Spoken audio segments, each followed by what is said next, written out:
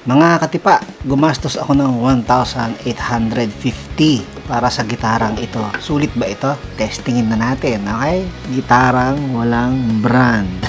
Ayan, kahit dito, sabi rito, ito ay isang guitar, okay? Bahala ka na kung gusto mong lagyan ng brand. Made in China siya. Kilatisin natin yung kanyang aesthetic. Okay? First impression, I love it. Kasi mahilig ako sa matte, di ba? Sabi ko nga sa inyo. I love the appearance. Sa pagkapit ko sa gitara, ano pala yung nabili ko? Ano pala ito? Malaki pala ito. Standard pala ito, 41. Ang ingay ng pusa ko. Ayan, katipa, pinaglalaroan yung box.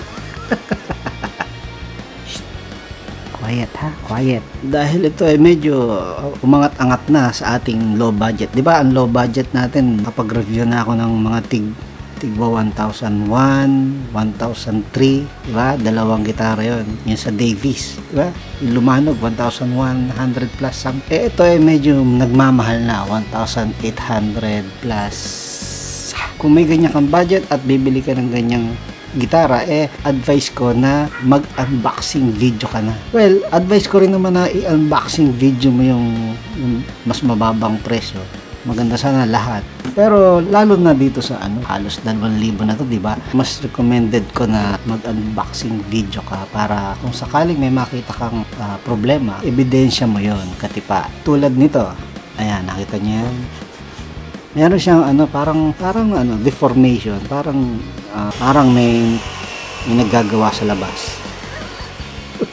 Ano ba yan? Para sa akin, hindi naman ganun ka problematic. Mas problematic nga yung ingay sa labas. Pero ikaw, nasa iyong desisyon kung gusto mong ireklamo yung ganun, okay? Ito pa isa nakita ko, Nga pala, ito, sa aking opinion, sa ito? While being transported, okay? Ito, hindi. Ito, feeling ko hindi. Feeling ko, bago pa lang i-deliver, meron na to. So, aside from that, wala na akong makitang problema. That's why, ito, nire-recommend ako na pagka yung mga medyo iniintindi mo na yung presyo, mag-video unboxing ka, okay? Unboxing video pala.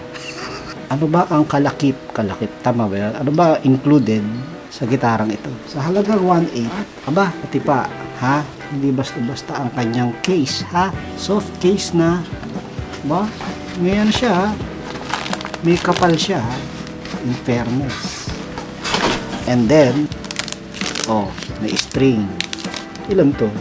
Kompleto yata ito. So, kawes ata ang nito. Tama ba? Wala kasing brand yung gitara, pero kawes yung tawag niya, dun sa Lazada, dun sa pagbili ko sa Music PH store. Ari pa. Ano ba ito? Pang manicure? Akala ko pang manicure. Nakikita ko sa asawa ko ito. Iwas kalyo. Hindi na kailangan niya. Sarap nga may kalyo 1,800, katipa. May kapo. San ka pa? Wala na.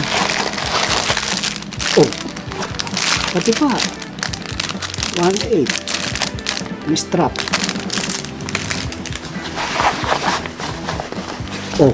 May malambot na pick.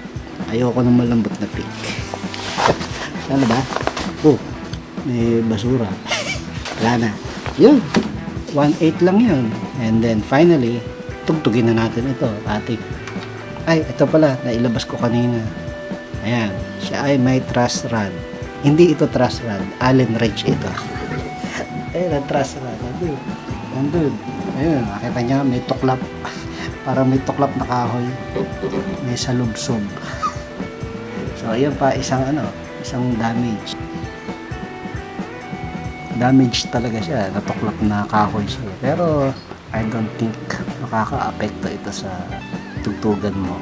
Okay? So, ikaw, nasa sa'yo yun. Kung gusto mong i-ignore yan o ireklamo. Okay? That's why, unboxing video. Gusto ko ang tuning, ha? I mean yung ating mga tuning keys. Masarap paikot-ikuti.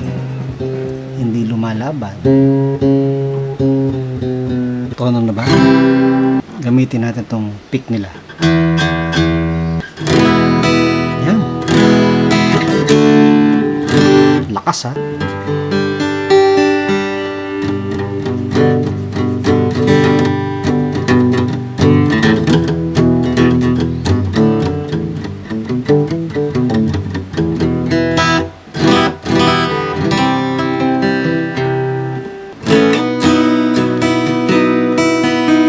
Approve ba sa pandinig mo?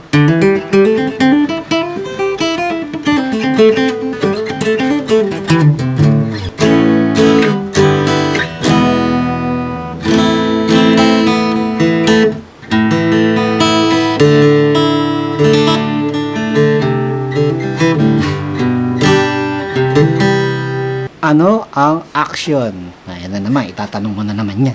Kung low action siya. Oh, ayan oh. Ikaw na magsabi. Lagyan natin ng ano. Gusto mo, lagyan ko ng coin. Oh, ito, bagong 5 piso. Ayan, hindi ko makapit. Nalalaglag. Bagong 5 piso to ha. So, ano, pagka ganon, hindi high action, ganon ba? Basta ako, talagang may pagka high action talaga siya. Pero yung playability ang gitarang ito ay ano naman, tugtogable. Okay? Masarap tugtugin, okay lang. Kumaga, kung nakikita kong high action, nagba-barchord nga ako eh. Okay lang. Nagpa-plucking pa ako.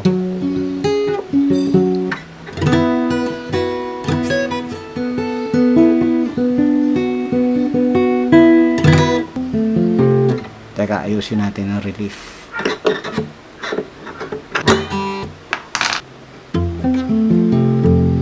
Parang nahihirapan akong mag-F dito. Lalo na yung first string. Kaya, inano ko yung relief. Tinry kong yung magkaroon ng lapat itong dito. Parang ayaw pa rin. So, kahit anong gawin ko sa truss rod, masasabi kong high action ang ito sa first fret. So, ang problema siguro, ito talagang high action dito. Diba? Mas magandang magkaroon ng pagbababa dito sa nut.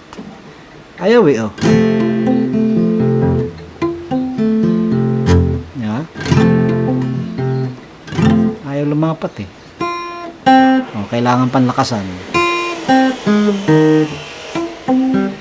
Yan.